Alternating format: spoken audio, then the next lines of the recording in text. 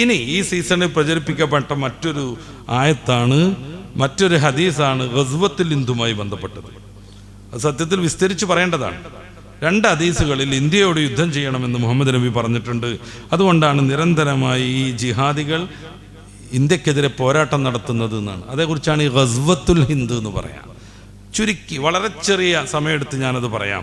അൻ സൗബാൻ മൗലാ റസൂലുള്ളാഹി സ്വല്ലല്ലാഹു അലൈഹി വസല്ലം ഖാല റസൂലുള്ളാഹി സ്വല്ലല്ലാഹു അലൈഹി വസല്ലം ഇസാബത്താനി മിൻ ഉമ്മത്തി അഹറസഹുമുല്ലാഹു മിനന്നാർ. സൗബാൻ റളിയല്ലാഹു അൻഹു ഉദ്ധരിക്കുന്നു, റസൂലുള്ളാഹി സ്വല്ലല്ലാഹു അലൈഹി വസല്ലം തങ്ങൾ പറഞ്ഞു, എൻ്റെ സമൂഹത്തിൽ നിന്നുള്ള 2 സംഘങ്ങൾ, അവരെ അള്ളാഹു നരകത്തിൽ നിന്ന് സംരക്ഷിച്ചിരിക്കുന്നു. ഏതാ? ഒന്നാമത്തെ സംഘം ഇസാബത്തുൻ തഹ്സുൽ ഹിന്ദ്, ഇന്ത്യയോട് യുദ്ധം ചെയ്യുന്ന ഒരു സംഘം. വഇസാബത്തുൻ തക്കൂനുമായ ഈസ ഇബ്നു മറിയം അലൈഹിമുസ്സലാം, ഈസാ നബി അവതരിക്കുമ്പോൾ അന്ത്യഘട്ടത്തിൽ അദ്ദേഹത്തിനോട് സഹായം ചെയ്ത് അദ്ദേഹത്തോടൊപ്പമുള്ളൊരു സംഘം. ഈ 2 സംഘത്തെയും അള്ളാഹു നരകത്തിൽ നിന്ന് രക്ഷപ്പെടുത്തിയിരിക്കുന്നു, സംരക്ഷിച്ചിരിക്കുന്നു. ഇതാണ് ഒരു ഹദീസ്. രണ്ടാമതായി ഈ സംബന്ധമായ ഒരു ഹദീസ് അബൂ ഹുറൈറ റളിയല്ലാഹു അൻഹു ഖാൽ വഅദനാ റസൂലുള്ളാഹി സ്വല്ലല്ലാഹു അലൈഹി വസല്ലം ഗസ്വത്തുൽ ഹിന്ദ്. അള്ളാഹുവിൻ്റെ റസൂൽ ഞങ്ങൾക്ക് ഇന്ത്യയോട് ഉള്ള യുദ്ധം വാഗ്ദാനം ചെയ്തു. ഇന്ത്യ എന്തെന്ന് വിശദീകരിക്കണം കേട്ടോ. ഇതവർ പ്രചരിപ്പിക്കുന്ന അനുസരിച്ചാണ് ഞാനീ പറയണത്. ഇന്ത്യയോടുള്ള യുദ്ധത്തെ റസൂലുള്ളാഹി വാഗ്ദാനം ചെയ്തു. ഫൈനിസ്തഹത്തു, ഞാൻ ആ യുദ്ധത്തിൽ, അബൂ ഹുറൈറ തങ്ങൾ പറയാൻ, ആ യുദ്ധത്തിൽ ഞാൻ രക്തസാക്ഷിയായെങ്കിൽ കുന്തു മിൻ ഖൈരി ശുഹദാ, ഞാൻ രക്തസാക്ഷികളിൽ ശ്രേഷ്ഠരിൽ പെടുമായിരുന്നു. വഇൻ റജഅതു, ആ യുദ്ധത്തിൽ നിന്ന് സുരക്ഷിതമായി രക്തസാക്ഷിയാവാതെ ഞാൻ മടങ്ങിയെന്ന് വെക്കുക.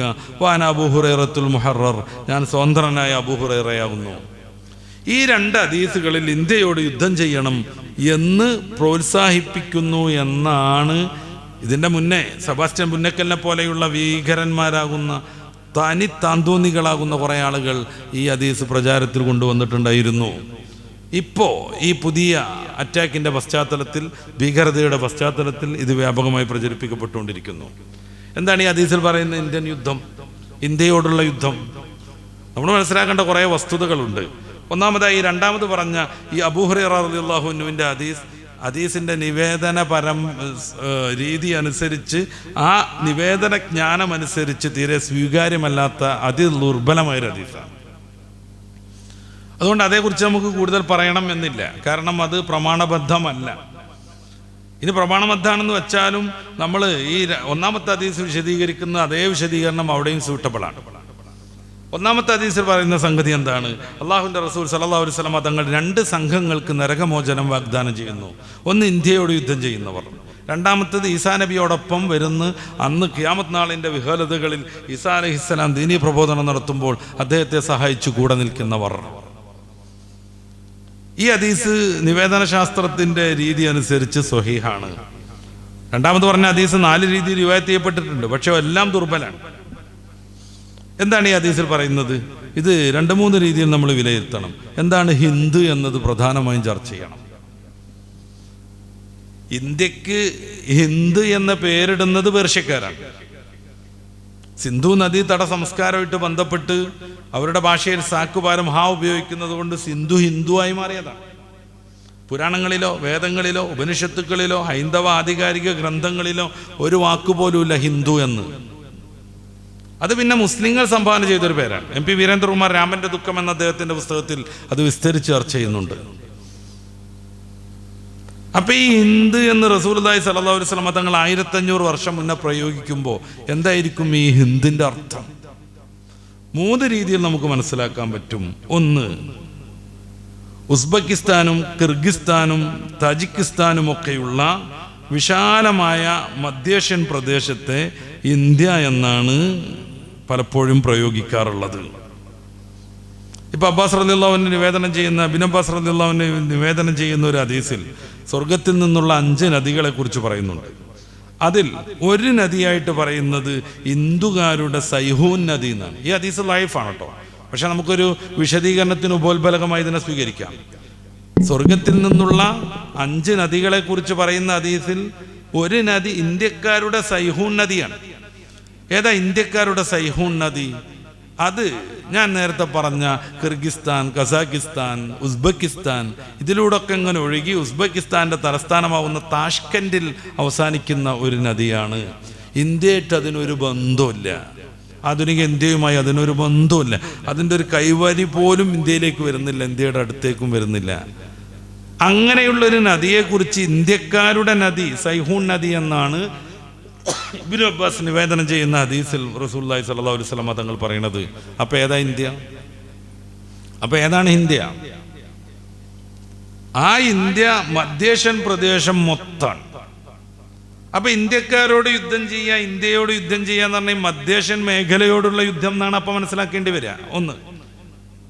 രണ്ടാമത്തെ ഒരു വിശദീകരണം, പാകിസ്ഥാനും ബംഗ്ലാദേശും ശ്രീലങ്കയും ഒക്കെ അടങ്ങുന്ന ഇന്ത്യ.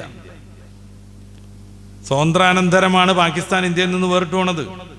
പിന്നെ ഇന്ദിരാഗാന്ധി ഭരിക്കുന്ന കാലത്താണ് ബംഗ്ലാദേശ് പാകിസ്ഥാനിൽ നിന്ന് വേറിട്ട് പോണത്. ശ്രീലങ്ക പണ്ട് ഇന്ത്യയുടെ ഭാഗമായിരുന്നു.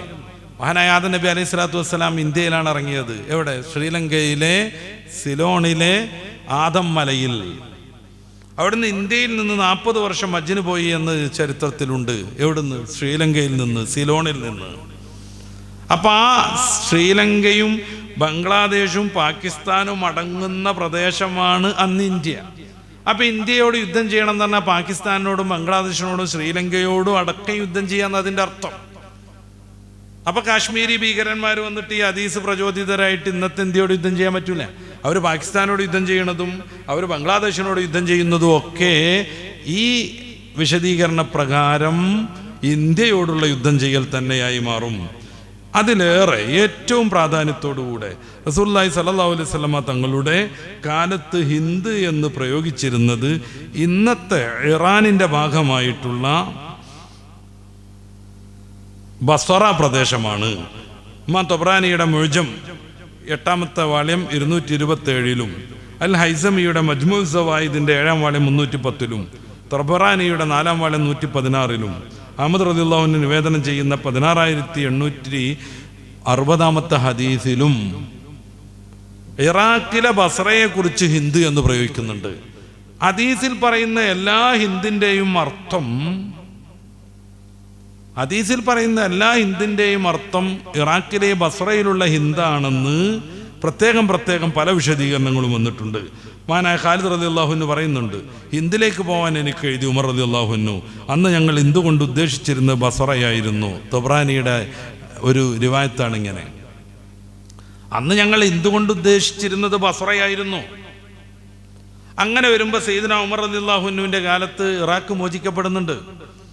ആ ഒരു സംഘത്തെക്കുറിച്ചാണ് ഇസാബത്താനി ഇന്ത്യനോട് യുദ്ധം ചെയ്യുന്ന സംഘം എന്ന് പറഞ്ഞത് എന്നാണ് ഹദീസും അതിൻ്റെ വിശദീകരണങ്ങളും അന്നുള്ള ഭൂമിശാസ്ത്രത്തെക്കുറിച്ച് പറയുന്ന ഗ്രന്ഥങ്ങളും പരിശോധിച്ചാൽ കൃത്യമായി ബോധ്യപ്പെടുക.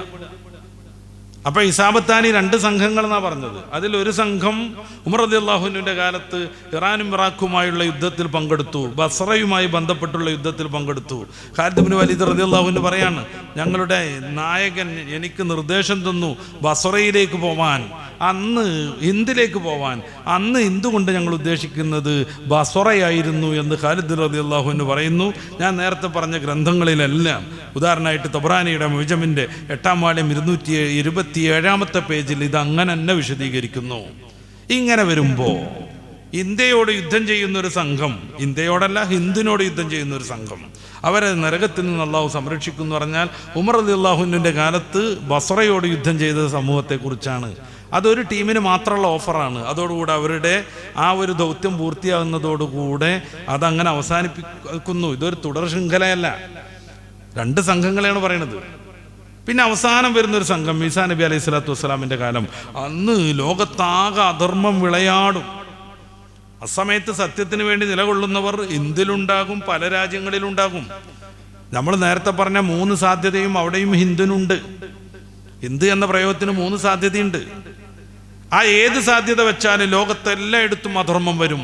ഈ അധർമ്മങ്ങൾ വരുമ്പോൾ അതിനെ ഇല്ലായ്മ ചെയ്യാൻ വേണ്ടി ചെറു സംഘങ്ങളും വലിയ സംഘങ്ങളുമായി കുറേ ആളുകൾ പ്രവർത്തിക്കും. അവർക്ക് നായകനായി ഈസബിന് മറിയം അലൈഹിസ്സലാം കടന്നു വരും. അപ്പം ഈസാ നബിയോടൊപ്പം ധർമ്മത്തിന് വേണ്ടി നിലകൊള്ളുന്നവരാണ്. അന്ന് ലോകത്തും മൊത്തം അധർമ്മം വിരാജിക്കുമ്പോൾ അതിനെ നന്മയിലേക്ക് കൊണ്ടുവരാൻ വേണ്ടിയാണ് ഈ സംഘം പോരാടുന്നത്. അത് പ്രോത്സാഹിപ്പിക്കേണ്ടതാണ്, അല്ലാതെ ഇന്ത്യ രാജ്യത്തോടുള്ള പോരാട്ടമല്ല അത്.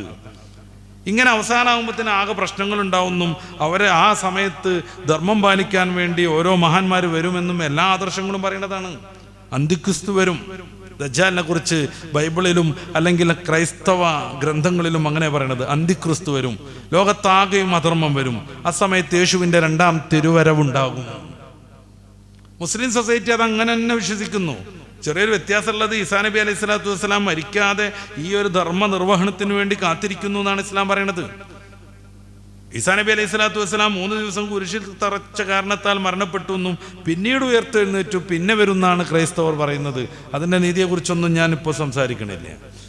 3 ദിവസം മരണപ്പെടുത്ത് അങ്ങനെ കിടക്കുക, പിന്നെ സ്വന്തം എണീക്കാൻ പറ്റും? മരിച്ചൊരാൾക്ക് സ്വന്തം എണീക്കാൻ പറ്റുമോ? പിന്നെ ആരാ എണീപ്പിച്ചത്? അവനാണ് ദൈവം എന്ന് വിശ്വസിക്കലല്ലേ കരണീയം. അതേക്കുറിച്ചൊന്നും ഞാൻ തൽക്കാലം പറയുന്നില്ല. ആ ഈസാ നബിയോടൊപ്പം വരുന്ന സംഘം വന്ന് ധർമ്മം സ്ഥാപിക്കുമെന്ന് അവർ ദർശനം ചെയ്യുന്നു.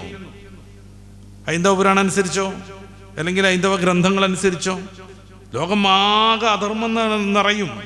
ആ സമയത്ത് അവസാന അവതാരമായി കൽക്കി വരും. കൽക്കി വരുന്നത് കലികാലത്താണ്. കലികാലം എന്ന് പറഞ്ഞു കഴിഞ്ഞാൽ എല്ലായിടത്തും അധർമ്മം. ഈ അവതാരങ്ങൾ വരുന്നത് തന്നെ അതിനാണല്ലോ. കിമർത്ഥം, എന്തായതിനു വേണ്ടിയാണ് അവതാരങ്ങൾ വരുന്നത്? ധർമ്മ സംസ്ഥാപനാർത്ഥം. ഗീതയുടെ 4-ാം അധ്യായത്തിന്റെ 6-7 ശ്ലോകങ്ങൾ അതാണ്. എവിടെ അധർമ്മം വരുന്നോ അപ്പൊ ധർമ്മം സ്ഥാപിക്കാൻ വേണ്ടി വരും എന്നാണ് പറയുന്നത് വിഷ്ണുവിന്റെ അവതാരങ്ങൾ. അതിൽ അവസാനത്തെ അവതാരമാണ് കൽക്കി. ഈ കൽക്കി ലോകത്താകെ അധർമ്മം സംഭവിക്കുന്ന അവസാന കാലത്തിൽ കടന്നു വരും എന്നാണ്. അങ്ങനെ വരുമ്പോ ഇന്ത്യയിലും അങ്ങനത്തെ ചില മുന്നേറ്റങ്ങളെ കുറിച്ച് എല്ലാ ഗ്രന്ഥങ്ങളും പറയുന്നുണ്ട്. ആ ഭാഗമായി ഉണ്ടാകുന്ന ഈസാ നബിയോടൊപ്പമുള്ള സംഘത്തെക്കുറിച്ചാണ് ഈ പറയണത്. അവർ ഇന്ത്യയിൽ മാത്രമൊന്നുമല്ല, അവരെല്ലായിടത്തും ഉണ്ട്. ഈ ഹദീസിലും അവർ ഇന്ത്യയിൽ പരിമിതപ്പെടുത്തുന്നില്ല. ചുരുക്കത്തിൽ ഗസ്വത്തുൽ ഹിന്ദുമായി ബന്ധപ്പെട്ട ഈ ഹദീസ്, രണ്ട് ഹദീസാണ് ആ വിഷയത്തിലുള്ളത്. ഒന്ന് വളരെ ദുർബലമാണ്, അതേക്കുറിച്ച് പരാമർശിക്കാൻ പോലും യോഗ്യമല്ലാത്ത വിധം ദുർബലമാണ്. സൗബാൻ റളിയല്ലാഹു അൻഹു നിവേദനം ചെയ്യുന്ന ഹദീസ് സ്വഹീഹാണ്. അതിൽ പറയുന്ന ഇന്ത്യയോടുള്ള യുദ്ധം എന്താണ് എന്നതിനെ കുറിച്ച് കൃത്യമായി നിർവചിക്കേണ്ടതുണ്ട്. അത് ഉമർ റളിയല്ലാഹു അൻഹുവിന്റെ കാലത്ത് ബസ്രയിൽ നടന്ന യുദ്ധത്തോടുകൂടെ ആ സംഘത്തിന് നബി പറഞ്ഞ വാഗ്ദാനം പ്രതിഫലം ലഭിച്ചുവെന്നും അതൊരു തുടർ പ്രക്രിയയല്ല, 2 സംഘത്തെ മാത്രം മുന്നിൽ വെച്ചാണെന്നും ഇസ്ലാമിക ചരിത്ര പണ്ഡിതന്മാർ പറയുന്നു. അന്നത്തെ രാഷ്ട്രങ്ങളുടെ ഭൂപടം പരിശോധിച്ചാലും നമുക്കത് മനസ്സിലാകുന്നു. മറ്റേതിന് വലിയ പരിമിതിയുണ്ട്. മധ്യേഷ്യ മൊത്തമുള്ള ഇന്ത്യ, അതിനോട് ആരാ അങ്ങനെ യുദ്ധം ചെയ്തത്? അല്ലെങ്കിൽ പാകിസ്ഥാനും ബംഗ്ലാദേശും ഒക്കെ അടങ്ങുന്ന ഇന്ത്യ. അപ്പോൾ പാകിസ്ഥാനോട് യുദ്ധം ചെയ്യലും ഇന്ത്യയോട് യുദ്ധം ചെയ്യലും സമാണ്. ഇന്ത്യ എന്ന് പറയുന്ന 1947 ശേഷമുള്ള രാഷ്ട്രസങ്കല്പമല്ല ആ ഹദീസിൽ പരാമർശിക്കുന്നത്. പക്ഷേ കുളം കലക്കാനും അതിക്രമങ്ങൾ ഉണ്ടാക്കാനും കലാപുണ്ടാക്കാനും ഞാൻ നേരത്തെ പറഞ്ഞ സെബാസ്റ്റ്യൻ പുന്നക്കലിനെ പോലെയുള്ളവർ ഇത് വ്യാപകമായി പ്രചരിപ്പിക്കുന്നു. അത് ഏറ്റെടുത്തുകൊണ്ട് കുറേ നിർദോഷികൾ എന്ന് പറയുന്നവരും പ്രചരിപ്പിച്ചുകൊണ്ടിരിക്കുന്നു.